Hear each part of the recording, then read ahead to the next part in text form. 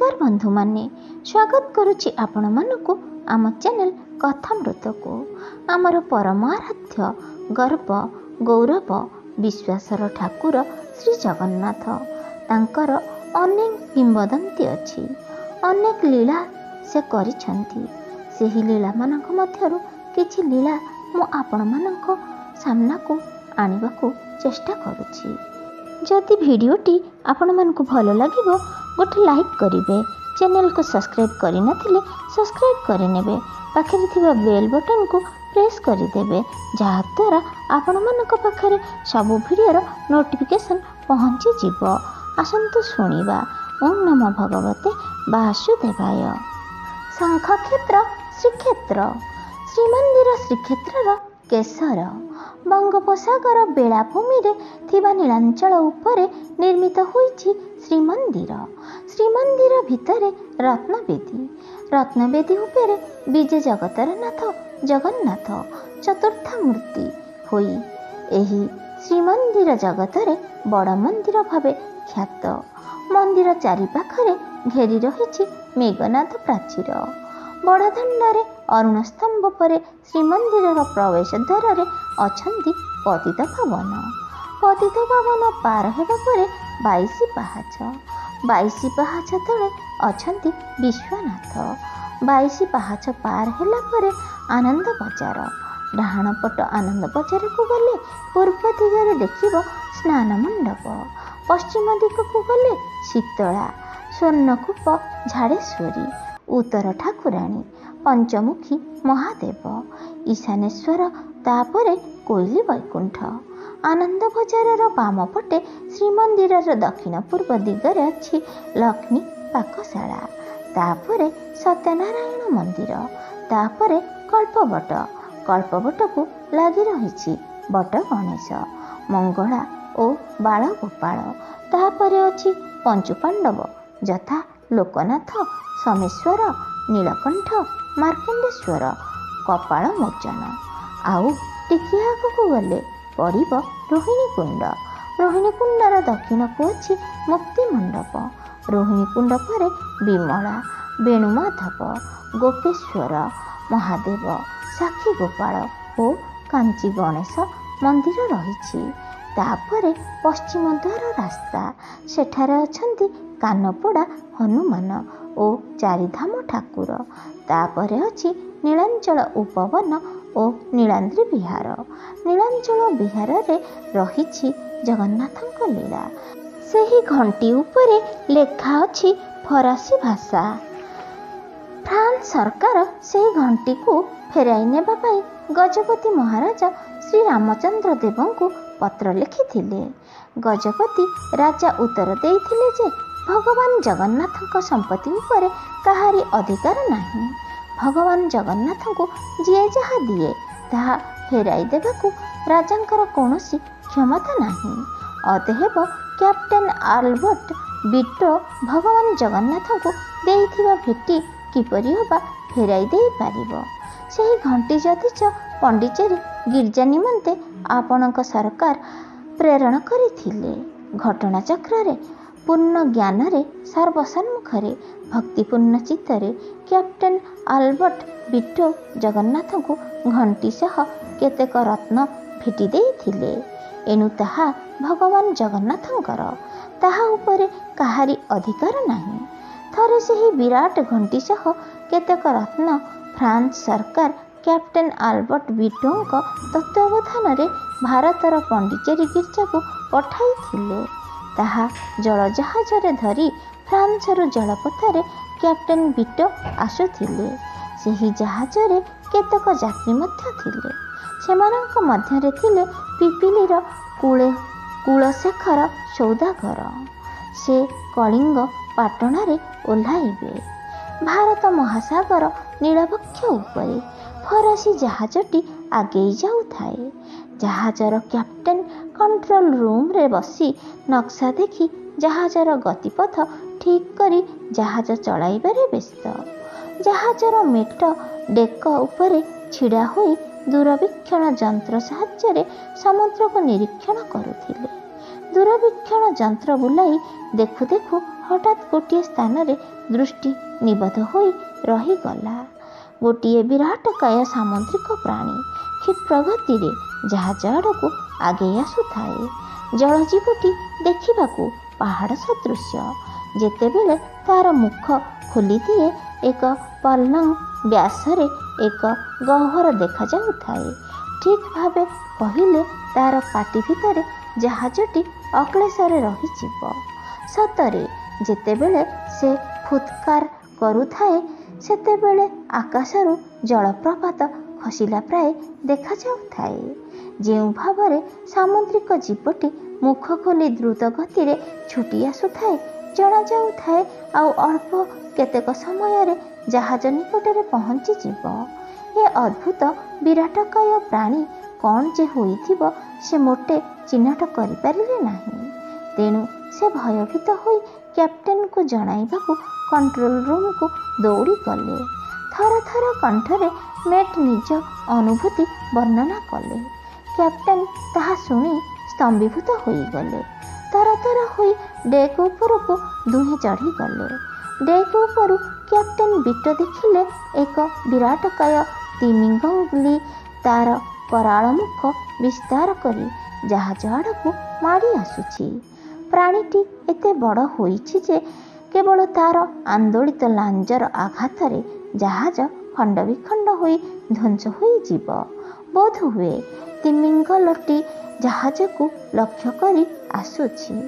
ଅନ୍ୟ କେଉଁଆଡ଼େ ଗତି ବଦଳାଇବା ଆଭାସ ମିଳୁନାହିଁ। ସେ ନିଶ୍ଚିତ ଭାବେ ଜାହାଜଟିକୁ ଧ୍ୱଂସ କରି ଯାତ୍ରୀମାନଙ୍କୁ ଖାଇଯିବ। ତେଣୁ ସେ ଘାବରା ହୋଇଗଲେ। କ'ଣ ଆଉ କରାଯାଇପାରିବ? ବ୍ୟସ୍ତତା ଭିତରେ କ୍ୟାପ୍ଟେନ ଲକ୍ଷ୍ୟ କଲେ ତିମିଙ୍ଗଲିର ଗତିବିଧି ଉପରେ। ଦେଖୁ ଦେଖୁ ଦେଖିଲେ ଏକ ସାମୁଦ୍ରିକ ଝଡ଼ ତିମିଙ୍ଗଲି ପଛରେ ମାଡ଼ି ଆସୁଛି। ଦୁଇଟା ବିପଦରୁ କିପରି ଅବା ରକ୍ଷା ପାଇବେ ସେ ଚିନ୍ତାରେ ପାଗଳପ୍ରାୟ ହୋଇଗଲେ କ୍ୟାପ୍ଟେନ। ଅବଶ୍ୟମ୍ଭାବୀ ବିପଦ ଯୋଗୁଁ ଯାତ୍ରୀ ସହ ଜାହାଜ ବିଲୟ ଘଟିବା ଆସନ୍ନ। ଏଣୁ ବାସ୍ତବ ସମ୍ବାଦ ଯାତ୍ରୀଙ୍କୁ ଅବଗତ କରାଇଦେବା ନିମନ୍ତେ କ୍ୟାପ୍ଟେନ ନିଷ୍ପତ୍ତି ନେଲେ। ଜାହାଜର ସତର୍କ ଘଣ୍ଟି ବାଜି ଉଠିଲା। ସତର୍କ ଘଣ୍ଟିର ଆବାଜରେ ଯାତ୍ରୀମାନେ ଇତସ୍ତତଃ ହୋଇ ଦୌଡ଼ିଲେ। ଶେଷରେ ସମସ୍ତେ ଡେକ୍ ଉପରକୁ ଆସି ରୁଣ୍ଡ ହେଲେ। ଯାତ୍ରୀମାନଙ୍କ କୋଳାହଳରେ କ୍ୟାପ୍ଟେନ ପ୍ରକୃତିସ୍ଥ ହୋଇ ଆସନ୍ନ ବିପଦର ବାସ୍ତବ ଦୃଶ୍ୟ ସମସ୍ତଙ୍କୁ ଦେଖାଇଲେ। ଅଦ୍ଭୁତ ସାମୁଦ୍ରିକ ପ୍ରାଣୀର ବିଭତ୍ସ ବିଗ୍ରହ ଦେଖି ସମସ୍ତେ ତଟସ୍ଥ। ବଞ୍ଚିବାର ଆଶା ଯେଉଁଠାରେ ନାହିଁ ମନ ସେଠାରେ ବିଶୃଙ୍ଖଳିତ। କିପରି ରକ୍ଷା ପାଇବେ ସେ ଚିନ୍ତାରେ ସମସ୍ତେ ମଗ୍ନ। ହତାଶ ଯାତ୍ରୀମାନେ ଅନ୍ୟ ଜଣଙ୍କୁ ପଚାରୁଥାନ୍ତି କିପରି ସାମୁଦ୍ରିକ ଦୈତ୍ୟଠାରୁ ରକ୍ଷା ପାଇବେ। ଉପାୟ ଶୂନ୍ୟ ହୋଇ କେତେକ ଉଚ୍ଚକଣ୍ଠରେ କ୍ରନ୍ଦନ କରୁଥାନ୍ତି। ଆଉ କେତେକ ସମୁଦ୍ରକୁ ଲମ୍ବ ପ୍ରଦାନ କରିବାକୁ ଇଚ୍ଛା କରୁଥାନ୍ତି। ତେଣୁ ସେମାନେ କେବଳ ଅସ୍ଥିର ଚିତ୍ତରେ ଦୌଡ଼ୁଥାନ୍ତି। ସେ ଛଟପଟ ବ୍ୟସ୍ତ ଦୃଶ୍ୟ ହୁଏତ ନରକର ଦୃଶ୍ୟ। ବିକଟାଳ ରୂପ ନେଇ ତିମିଙ୍ଗଲି ଜାହାଜର ନିକଟକୁ ନିକଟତର ହେଉଥାଏ। ସେ ଯେତେ ନିକଟତର ହୋଇ ଆସୁଥାଏ ଯାତ୍ରୀମାନେ ଭୟରେ ସେତେ ଥରି ଉଠୁଥାନ୍ତି। କ୍ୟାପ୍ଟେନ ବିଟୁ ଥରେ ଜାହାଜ ସାରା ଘୂରି ଆସିବାକୁ ଶେଷ ଇଚ୍ଛା କଲେ। ବୁଲୁ ବୁଲୁ ଦେଖିଲେ କଳିଙ୍ଗପାଟଣାକୁ ଯିବା ବ୍ୟକ୍ତି କୁଳଶେଖରଙ୍କର ଅଦ୍ଭୁତ କାଣ୍ଡ। ଆସନ୍ନ ମୃତ୍ୟୁ ଅପେକ୍ଷାରତ ଯାତ୍ରୀଙ୍କ ତ୍ରସ୍ତ କୋଳାହଳ ଭିତରେ କୁଳଶେଖର ମୋଟେ ବ୍ୟସ୍ତ ଜଣାପଡ଼ୁନଥାନ୍ତି। ଜାହାଜର ଗୋଟିଏ କୋଣରେ ବସି ଏକ ଧ୍ୟାନରେ ଗୋଟିଏ ଛବିକୁ ଚାହିଁ ରହିଥାନ୍ତି। ବେଳେ ବେଳେ ଦୁଇ ହାତ ଟେକି କ'ଣ ଯେ କହୁଥାନ୍ତି ତାହା କ୍ୟାପ୍ଟେନ ବୁଝିପାରୁନଥିଲେ। କେତେବେଳେ ମଧ୍ୟ ଯୋଡ଼ ହସ୍ତରେ ବସି ରହୁଥାନ୍ତି। ଦେଖାଯାଉଥାଏ ଯେ କୁଳଶେଖରଙ୍କ ଆଖିରୁ ଲୁହ ଝରି ଆସୁଥାଏ। ତାହା କିନ୍ତୁ ଭୟାତୁରର ଅଶ୍ରୁ ନଥିଲା। ଜଣାଯାଉଥାଏ ଯେ ସତେ ଯେପରି ନିଜ ଆତ୍ମୀୟଜନଙ୍କୁ ସେ କିଛି ପ୍ରେମପୂର୍ଣ୍ଣ ଚିତ୍ତରେ ଆବେଗତା ଜ୍ଞାପନ କରୁଥିଲେ ମାତ୍ର। ମୃତ୍ୟୁକୁ ଅତି ନିକଟତର ଜାଣି ମଧ୍ୟ କ'ଣ କେହି ଏପରି ନିର୍ବିକାର ଭାବେ ରହିପାରେ? ତେଣୁ କ୍ୟାପ୍ଟେନକୁ କୁଳଶେଖରଙ୍କ ଆଚରଣ ଆଶ୍ଚର୍ଯ୍ୟବୋଧ ହେଲା। କୌତୂହଳ ହୋଇ ନିରୀକ୍ଷଣ କଲେ ସେ ଫଟୋ ଚିତ୍ରଟି କାହାର। ଦେଖିଲେ ହାତ ଗୋଡ଼ ଖଣ୍ଡିଆ, କଳା ଧଳା ଓ ହଳଦିଆ ତିନି ମୂର୍ତ୍ତି। କଳା ମୁହଁରେ ଗୋଲ ଗୋଲ ଆଖି। ସେ ଆଖିରୁ ଝରି ଆସୁଥାଏ ପ୍ରେମର ଜ୍ୟୋତି।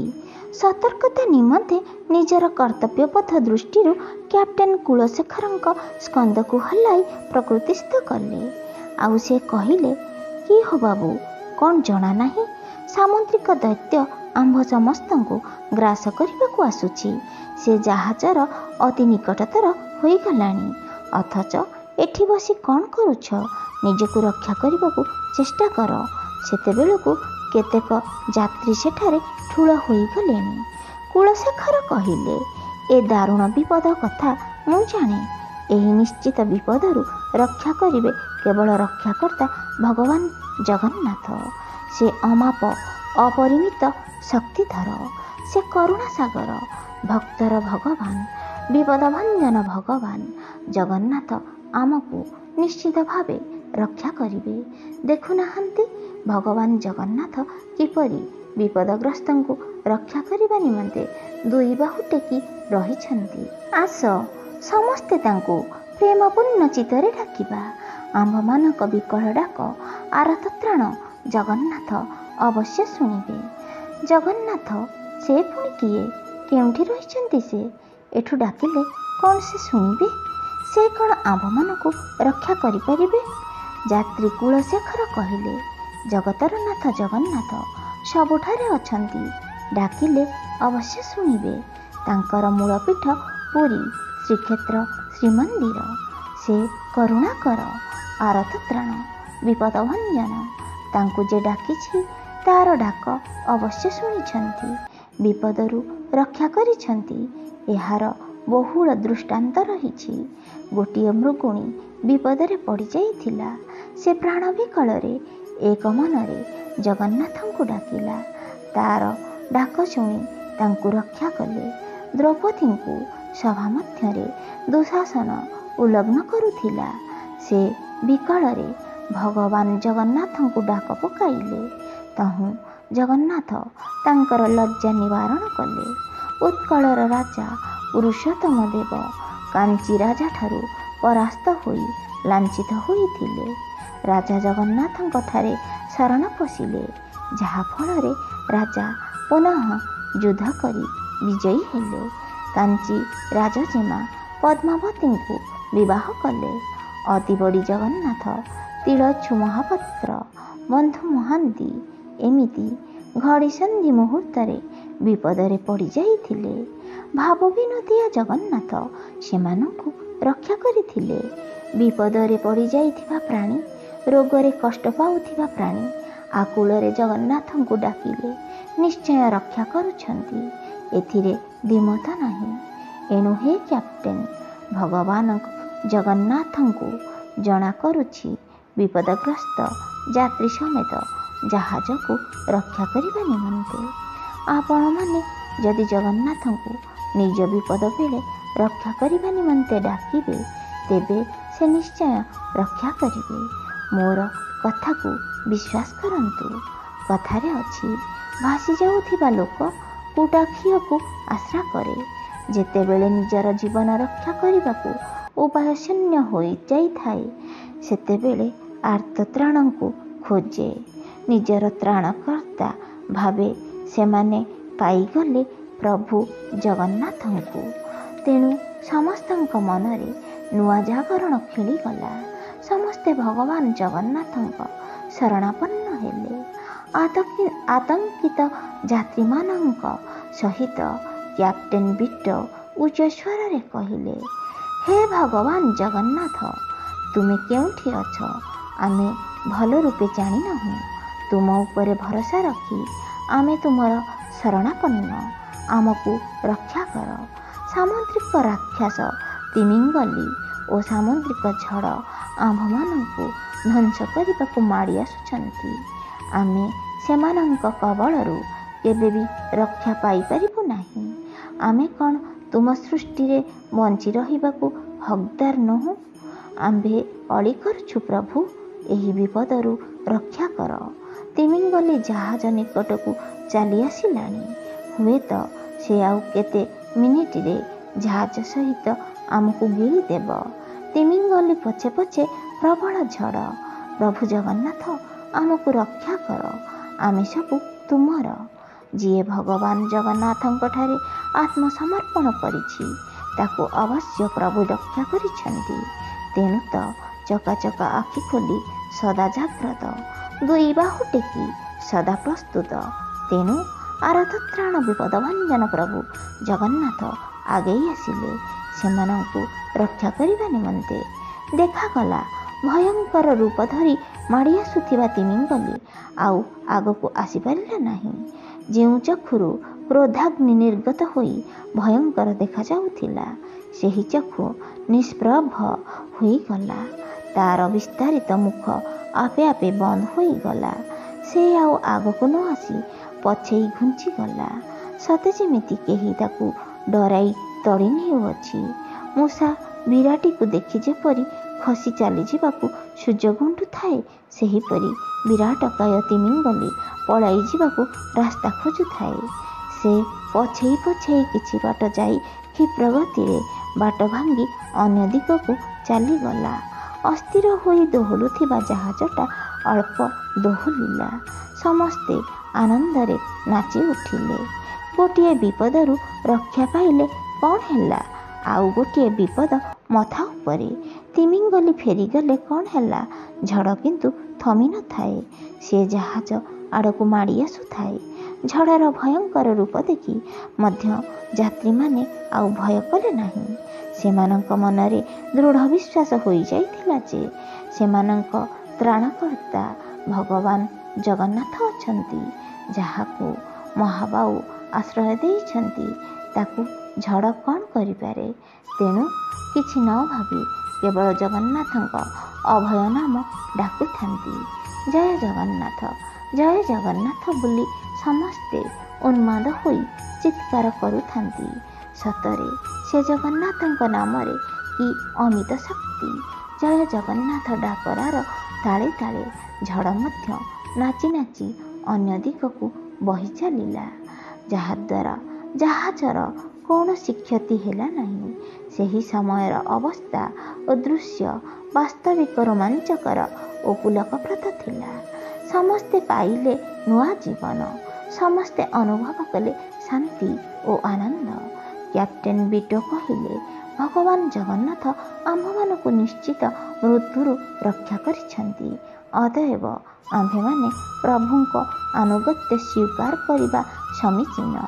ମୁଁ ମନେ ମନେ ସିଦ୍ଧାନ୍ତ କରିଥିଲି ଯେ ଯଦି ଜାହାଜ ସହିତ ଯାତ୍ରୀମାନଙ୍କୁ ଭଗବାନ ଜଗନ୍ନାଥ ରକ୍ଷା କରନ୍ତି, ତେବେ ପଣ୍ଡିଚେରୀ ଗିର୍ଜାକୁ ଯାଉଥିବା ଘଣ୍ଟି ସମେତ ଧନରତ୍ନ ପ୍ରଭୁ ଜଗନ୍ନାଥଙ୍କୁ ଅର୍ପଣ କରିବି। ଏବେ ସେହି ଅଭିଳାଷ ପୂର୍ଣ୍ଣ ହୋଇଛି। ତେଣୁ ପ୍ରଥମେ ଆମେ ଯିବା ଜଗନ୍ନାଥଙ୍କ ପୀଠସ୍ଥଳୀ ଶ୍ରୀକ୍ଷେତ୍ର ପୁରୀ। ତତ୍ପରେ ବିପଦମୁକ୍ତ ଜାହାଜ ପୁରୀ ଅଭିମୁଖେ ଆଗେଇ ଚାଲିଲା। ତତ୍କାଳୀନ ଠାକୁର ରାଜାଙ୍କ ଜରିଆରେ କ୍ୟାପ୍ଟେନ୍ ଅଲ୍ବିକ୍ ବିଟୋ ଏକ ବିରାଟ ଘଣ୍ଟି ସହ ଧନରତ୍ନ ଜଗନ୍ନାଥଙ୍କୁ ଭେଟି ପ୍ରଦାନ କରିଥିଲେ, ଯାହା ଆଜି ପର୍ଯ୍ୟନ୍ତ ନୀଳାଦ୍ରି ବିହାରରେ ପ୍ରଦର୍ଶିତ ହେଉଅଛି। କ୍ୟାପ୍ଟେନ୍ ବିଟୋଙ୍କ ଘଣ୍ଟି ବାସ୍ତବିକ ସଂସାରର ସତର୍କ ଘଣ୍ଟି। ଜନତା ସେହି ଘଣ୍ଟିକୁ ଦେଖି ବିପଦଭଞ୍ଜନ ଜଗନ୍ନାଥଙ୍କ ମହିମା ସ୍ମରଣ କରୁ। ସତରେ ଭଗବାନ ଭକ୍ତଙ୍କ ପାଇଁ ବାହୁ ଟେକି ରତ୍ନସିଂହାସନରେ ବିରାଜମାନ। ବନ୍ଧୁମାନେ, ରକ୍ଷାକର୍ତ୍ତା ଶ୍ରୀଜଗନ୍ନାଥ ଏହି ଲୀଳା ଆପଣଙ୍କୁ କେମିତି ଲାଗିଲା କମେଣ୍ଟ ବକ୍ସରେ ଲେଖି ନିଶ୍ଚୟ ଜଣାଇବେ। ଯଦି ଆପଣମାନଙ୍କ ହୃଦୟକୁ ସ୍ପର୍ଶ କରିଥାଏ ଗୋଟେ ଲାଇକ୍ କରିବେ, ସେୟାର କରି ଜଗନ୍ନାଥଙ୍କ ମହିମାର ପ୍ରଚାର କରିବେ। ହଁ, ଶ୍ରୀମତୀ ପ୍ରତିଭା ରାୟଙ୍କ ଯାଜ୍ଞସେନୀ ଯଦି ଶୁଣିବାକୁ ଚାହାନ୍ତି, ଭିଡ଼ିଓ ସେକ୍ସନକୁ ଯାଇ ଯାଜ୍ଞସେନୀର ପ୍ରତ୍ୟେକ ଅଧ୍ୟାୟ ଶୁଣିପାରିବେ। ରହୁଛି, ନମସ୍କାର, ଜୟ ଜଗନ୍ନାଥ।